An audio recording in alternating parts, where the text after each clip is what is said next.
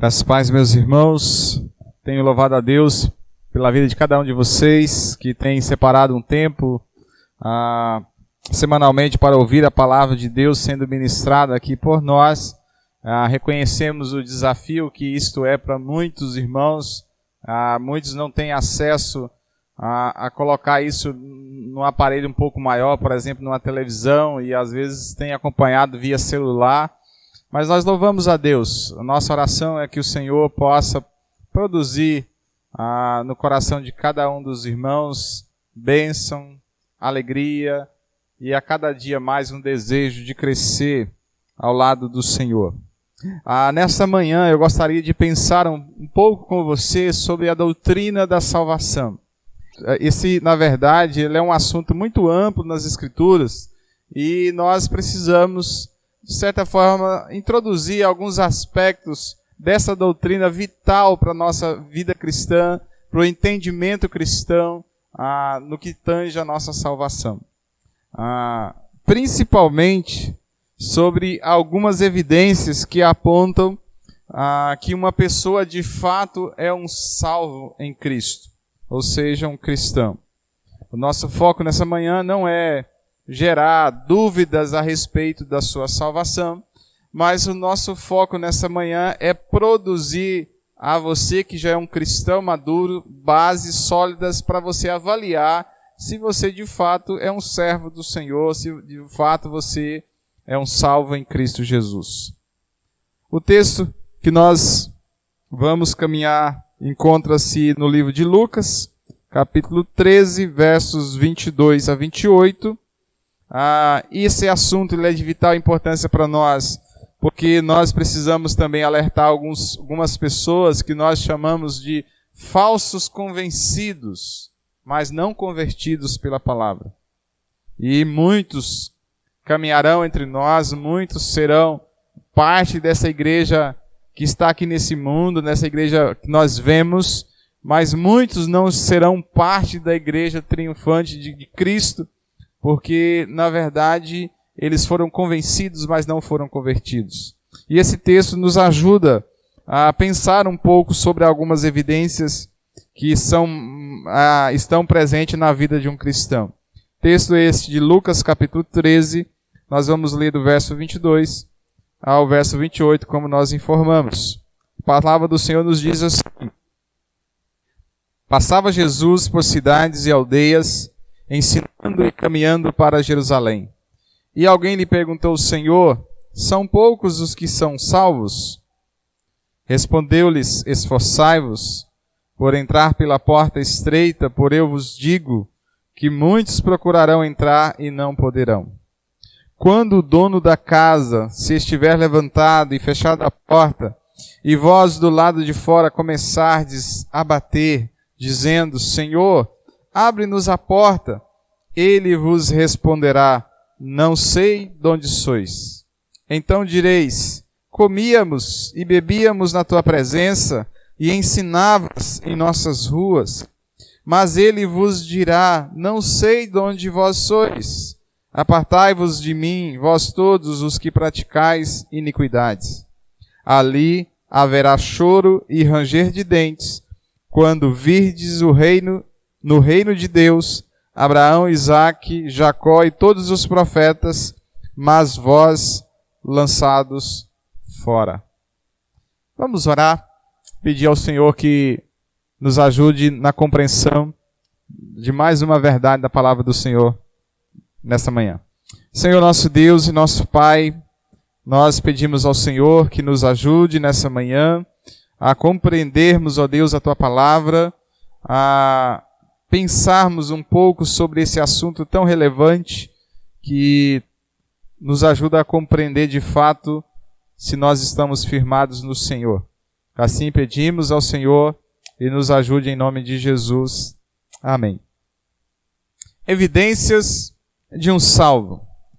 Nós vamos caminhar basicamente em 3 evidências nessa manhã que elas estão presentes na vida de um salvo ou na vida de um verdadeiro cristão. Um pouco do contexto do que nós estamos, da passagem que nós lemos. O texto diz que Jesus estava passando de cidade em cidades, aldeias, ensinando a caminho de Jerusalém ou caminhando rumo a Jerusalém. Jesus estava aí aproveitando as últimas oportunidades que ele tinha antes da sua morte de ensinar a respeito do reino de Deus, a respeito da mensagem pela qual ele veio trazer. E esse trajeto, quando ele caminhava, uma pessoa se aproximou dele e fez uma pergunta.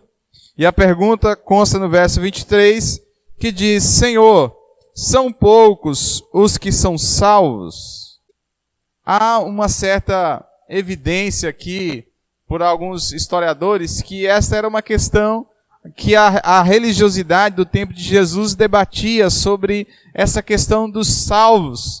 Quem são as pessoas que são salvas? São muitos, são poucos? Os escribas, eles costumavam discutir essa questão do número de pessoas que seriam salvas. Talvez eles tivessem uma convicção própria que eles seria um dos poucos que se salvariam. Ou talvez uma exclusividade apenas dos judeus. Só que, quando nós olhamos para essa pergunta, e várias outras que surgem no Novo Testamento, que foram feitas para Jesus, nós vamos chegar a algumas conclusões. Jesus ele não responde exatamente essa pergunta da mesma forma que ela foi ali feita. E é impressionante isso, é interessante, porque Jesus ele dá uma resposta em cima da verdadeira pergunta que eles deveriam ter sido feita a Jesus. Ou seja, eles fizeram uma pergunta que Jesus não vai trazer a resposta a ela, porque Jesus diz, essa não é a pergunta correta. E qual seria a pergunta correta? Neste caso, a pergunta seria, não quantos serão salvos, não é a quantidade de pessoas que serão salvos, mas se vocês que perguntam estão dentro desse grupo que vão ser salvos. Trazendo mais para nós, a pergunta não é quantos serão salvos, mas se eu sou um dentre esses que serão salvos. E pensando nisso, Jesus ele vai responder a essa pergunta, se eu sou um salvo, baseado em algumas evidências que precisa estar na minha vida. É impressionante que se nós fôssemos falar um pouco mais detalhado sobre essa doutrina da salvação, ou a certeza que a salvação o cristão precisa ter dessa salvação, nós poderíamos reportar ao livro de 1 João. 1 João é um livro fundamental nisso, porque nós temos o primeiro evangelho sendo escrito para que João vai falar do propósito. Lá no final do livro, aquilo que ele havia registrado foram para que eles creais no Cristo e crendo pudesse ter a vida eterna. E em 1 João ele diz, filhinho, eu vos escrevo para que saibais que tendes a vida eterna. Então, o primeiro livro, João escreve produzindo essa fé que salva as pessoas. No segundo livro, ele escreve colocando evidências e certeza no coração dos irmãos que eles são salvos em Cristo Jesus. E dentro dessas evidências, nós vamos caminhar no texto que nós temos de Jesus. Não é a quantidade de pessoas que serão salvos, mas se eu faço parte desse grupo que está sendo salvo. E nós vamos pegar essas três evidências nesse texto. A primeira está no verso 24, que eu considero, talvez numa forma mais didática para nós entendermos, essa primeira evidência é a sede de Deus. Isso porque o texto diz, esforçai-vos por entrar pela porta estreita. Davi, no Salmo 63, verso 1, ele diz o seguinte, ó Deus, tu és o meu Deus, eu te busco intensamente, a minha alma tem sede de ti, todo o meu ser anseia por ti numa terra seca, exausta e sem água. Ele diz que a minha alma tem sede de ti, minha alma tem sede de Deus. Quando nós estamos querendo dizer que a primeira evidência de um salvo ou de um cristão verdadeiro é sede de Deus, nós olhamos para essa pergunta que foi feita no verso 23 e depois a resposta que Jesus nos dá, ele começa a dizer: esforçai-vos. Esforçai-vos é um verbo que está no imperativo, no tempo presente e no plural. Isso significa o quê? Que era uma ordem a ser cumprida no tempo que Jesus está dizendo, para aquele grupo que ele está falando. Não era algo futuro, não era algo passado, mas era algo para ser vivido no presente. E a ideia de esforçar, que aparece no original aqui, é uma ideia desse verbo que surgiu a palavra agonizar. O que nos dá a entender que é um esforço extremo, é um zelo extremo, é um empenho com todas as forças para adquirir algo. E denota uma ação que ela é feita no coração. Isso não nos traz a ideia que a salvação ela é algo que se possa ser adquirida pelos méritos pessoais ou pelo esforço humano. Não é isso que o texto está dizendo, mas o texto está nos dizendo que a salvação, ela vem por esse aspecto dessa sede, desse interesse, dessa busca por Deus. Por quê? Ele nos traz ainda no mesmo texto, no mesmo versículo, porque ele diz: esforçai-vos por entrar pela porta estreita. Essa porta estreita aqui é uma figura de linguagem muito familiar no mundo antigo, que indicava uma entrada difícil, apertada, não percebida facilmente. Em outras palavras, isso nos traz a ideia que a porta é estreita justamente pelo fato que para se passar por ela precisa de renúncia, precisa de abandono de muitas coisas. E principalmente, no nosso caso, o pecado. Isso nos traz algumas implicações, porque na continuação do verso 24, ele diz: pois eu vos digo que muitos procurarão entrar e não poderão. Note o contraste que há entre esforçai-vos e procurarão e não poderão. Nós temos um verbo de uma ação no presente, e nós temos dois verbos com implicações futuras. O que significa esforçai-vos no presente e as implicações que nós temos aqui? Duas verdades principais em relação a esses tempos verbais. Primeiro, é que a grande multidão que um dia estará no inferno ou distante de Deus, no presente, no hoje, elas não estão preocupadas com a sua salvação. Elas vivem, essa multidão, elas vivem no pecado e amando o pecado. Só que as decisões tomadas no presente, inevitavelmente, elas terão consequências e implicações futuras. É por isso que o texto diz: esforçai-vos no presente, porque no presente é o tempo da oportunidade. É o tempo oportuno onde nós podemos recorrer e se esforçar para alcançar essa porta estreita. Só que o texto diz que não poderão, porque no futuro, as escolhas presentes de hoje selou a eternidade no futuro. E a consequência inevitável disso está no verso 28, que diz: ali haverá choro e ranger de dentes, quando vides no reino de Deus Abraão, Isaque, Jacó e todos os profetas, mas vós lançado fora. Aqui fala de expressões aqui que nos traz a ideia de desesperança, de sofrimento, de certo modo raiva, a fúria desenfreada. E o texto diz que isso vai gerar por quê?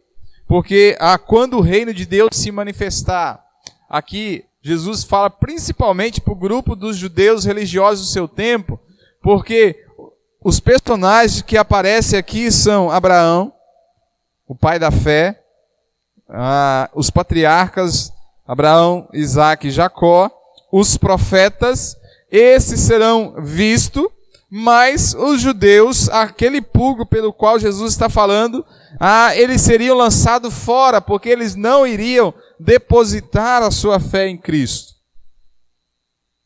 E é interessante pensar nisso, porque, por outro lado, a salvação de Deus, para aqueles que esforcem em buscar a salvação, se ele buscar isso hoje, ele encontra.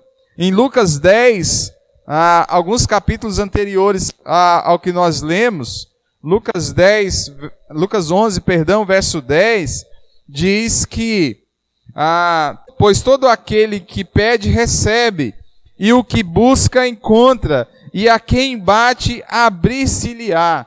Ele fala num contexto de oração, mas ele está dizendo o seguinte, que todos que buscam a Deus, com sede no coração, com esse desejo de encontrar a Deus, eles encontram. Mas a questão é, quando se passar a oportunidade, quando essa porta da graça de Deus se fechar, já será muito tarde para se buscar o Senhor. Então a nossa primeira evidência, se você de fato é um cristão ou não, e a primeira avaliação que nós temos que fazer é, você tem sede de Deus? Você tem buscado a Deus com sinceridade de coração? Isso aí mexe contigo, como Davi expressou naquele salmo que nós acabamos de citar aos irmãos. Ele fala dessa sede que havia no seu coração. Ó Deus, Tu és o meu Deus, eu te busco intensamente, a minha alma tem sede de Ti. No outro salmo ele diz, assim como a costa suspira, anseia pelas águas, assim há esse anseio por Deus, essa sede e esse desejo por Deus. Não é por acaso que a lei de Deus ela é resumida em ame ao Senhor de todo o seu coração, de toda a sua força, de todo o seu entendimento, e o próximo como a si mesmo. Amar a Deus com todo o nosso empenho é ter sede de Deus. Essa é a primeira evidência de uma pessoa comprometida com Cristo, de uma pessoa alcançada pela graça de Deus. Uma segunda evidência presente na vida de um salvo é a mortificação do pecado. Essa pessoa que foi alcançada por Cristo, ela não tem prazer no pecado, de viver no pecado. Olha o verso 27. O verso 27 diz, apartai-vos de mim, vós todos os que praticais a iniquidade. A prática, literalmente aqui é obreiro ou trabalhador da iniquidade, obreiros da iniquidade. Fala de pessoas que a iniquidade se tornou um estilo de vida, não é um pecado acidental, mas é uma prática contínua. E iniquidade aqui, ele fala de injustiça de coração e de vida, daqueles que vivem uma vida fora do padrão de Deus, fora quebrando a lei moral de Deus. Mas mesmo assim, nenhum pecado aqui de forma específica é mencionado, mas essa palavra iniquidade. Isso é tão sério que 1 João 3,9 diz, todo aquele que é nascido de Deus não se dedica à prática do pecado, porquanto a semente de Deus permanece nele e não pode continuar no pecado, pois é nascido de Deus. É uma incoerência de vida nós dizermos que nós somos filhos de Deus, mas o que nos evidencia é o pecado. A Bíblia diz que pelos frutos se conhece uma árvore. O verdadeiro cristão, ele é conhecido por aquilo que produz. E um verdadeiro salvo por Cristo, ele luta para mortificar o pecado na sua vida. Portanto, a salvação exige um abandono das práticas pecaminosas. É renunciar tudo aquilo que ofende a santidade de Deus. Isso nos traz algumas implicações. O pastor Silas Campos, ele diz, onde não tem santificação, não tem salvação. E onde tem salvação, tem santificação. Repetindo, onde não tem santificação, não tem salvação, e onde tem salvação, tem santificação. Isso nos aponta para duas questões, duas implicações muito pertinentes ao nosso tempo. A primeira delas, quando uma pessoa se diz cristã, mas vive como ímpio, e não há evidências que ele esteja buscando um viver de santidade, precisamos considerar que a sua decisão por Cristo, ela não foi sincera e nós estamos diante de um falso convencido. Ou, no nosso linguajar mais comum, falso convertido. Por quê? Porque se a pessoa diz que é cristã, mas vive como ímpio, logo a sua profissão de fé ela não é sincera. Esse é um primeiro aspecto. Uma segunda implicação é, se um cristão, ele age como um não cristão, devemos então confrontá-lo em amor, visando a sua restauração. O que seria mais ou menos assim, meu irmão, o que você está fazendo não reflete o que a Bíblia descreve sobre um cristão. E nem se parece, você age como se não fosse um cristão. É uma oportunidade que nós temos de confrontamento, de confrontar pessoas que se diz cristã. Olha, eu não... tem um pastor muito conhecido do Palavra da Vida que ele dizia, eu não estou afirmando que você não seja um cristão, mas eu estou afirmando que a forma que você age é como se você não fosse um cristão, porque você não age como um cristão agiria. Isso nos ajuda a entender que um cristão verdadeiro, ele está preocupado com a sua santidade com Deus. E de fato, sem santificação, não há salvação. A terceira evidência que eu gostaria de trazer para nós essa manhã, além de ter sede de Deus, além de mortificar o pecado, a terceira evidência é comunhão com Deus. Um verdadeiro cristão, ele busca essa comunhão com Deus. O texto nos diz que versículo 27, quando as pessoas chegaram à presença do Senhor, ele diz, não sei de onde sois. Apartai-vos de mim todos que praticais a iniquidade. O verso 25 diz, quando o dono da casa estiver levantado e fechado a porta, e vós do lado de fora começardes a bater, dizendo, Senhor, abre-nos a porta, e ele vos responderá, não sei de onde sois. A comparação daqui de Jesus é de um banquete, o banquete messiânico, o banquete do reino de Deus, o banquete que será celebrados justamente com aquelas pessoas que se tornaram amigas de Deus, íntimas de Deus. Esses participarão do banquete, mas aqueles que não se relacionaram não tiveram essa comunhão íntima com Deus, esses ficarão do lado de fora e receberão essa palavra, não sei de onde sois. E ficarão fora desse banquete do Senhor.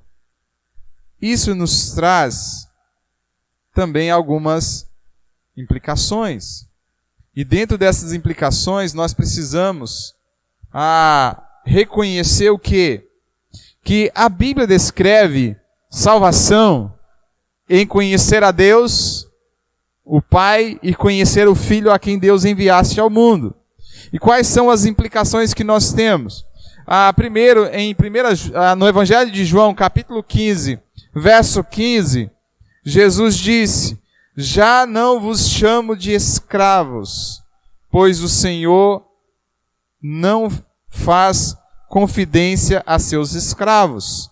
Agora vocês são os meus amigos, pois eu lhes disse tudo o que o Pai me disse. Para aqueles que cultivaram um relacionamento de amizade com Deus, hoje a esperança é a vida eterna em Cristo.